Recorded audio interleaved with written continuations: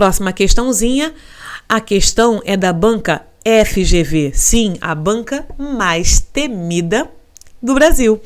E aí, a FGV, na nossa questão número 2, fala assim, ó: com base nos argumentos que fundamentam as leis 10.639 e 11.645, que tornaram obrigatória a inclusão da história e cultura afro-brasileira e indígena no currículo oficial da rede de ensino, analise as afirmativas a seguir. Então, simbora lá. Item 1.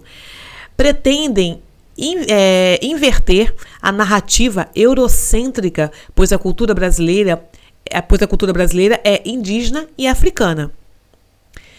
Depois, constatam que a historiografia sobre o passado brasileiro havia secundarizado a importância da cultura indígena. Terceiro, valorizam o estudo do passado dos africanos como aspecto fundamental para a compreensão da história brasileira. Está correto o que se afirma em... E aí? O que está correto? Apenas o item 1? Apenas o item 2? Apenas o item 1 e 2? Apenas o item 2 e 3?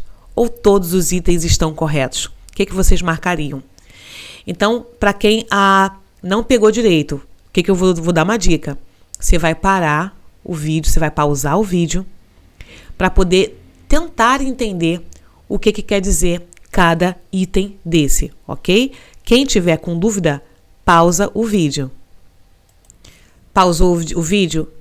Perfeito? Agora você leu com a tranquilidade as alternativas? Então, vamos tentar entender? Olha só, no item 1 fala assim, ó: pretende inverter a narrativa eurocêntrica. Então, está falando de um período em que a Europa ela era o centro, né, de tudo.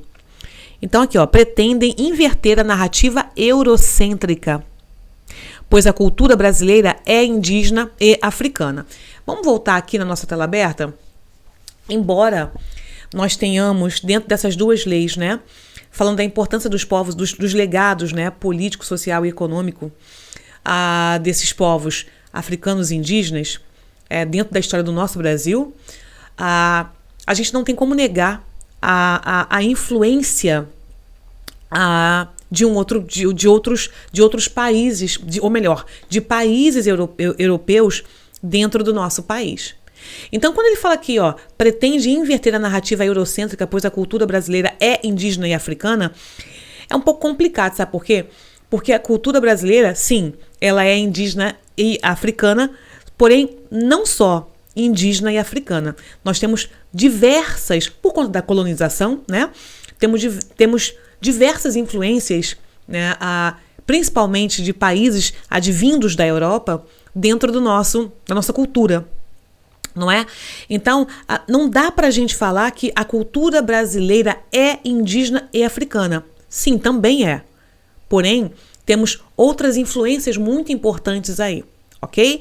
Quando ele fala assim, ó, pretende inverter a narrativa eurocêntrica, não é que essas duas leis, a 10.000 e a 11.000, vieram para inverter a narrativa eurocêntrica, mas principalmente, né, valorizar a cultura dos povos africanos, né, a cultura, o legado político, econômico, social dos povos africanos, mas também dos povos indígenas. Mas de forma alguma falando sobre inverter ou reverter essa narrativa do eurocentrismo. Não é isso.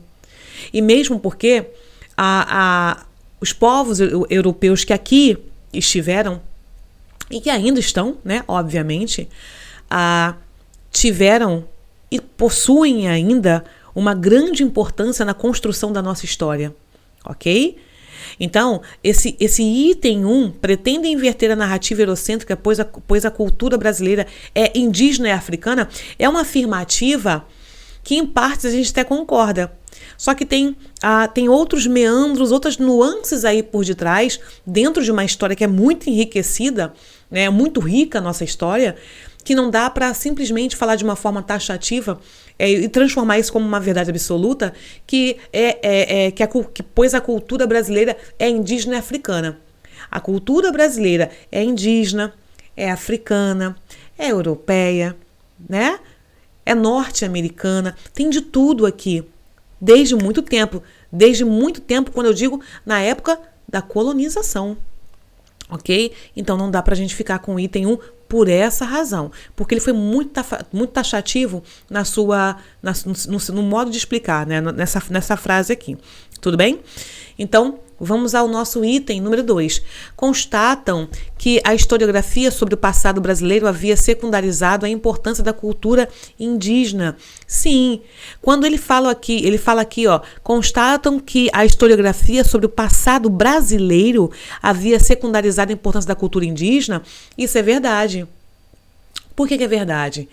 Porque essas leis, principalmente a 11.645, né, porque na 10.000 não vem falando dos povos indígenas, a 11.645 vem falando sobre essas questões de secundarizar, de não dar a devida importância, o devido valor aos povos indígenas e seus legados.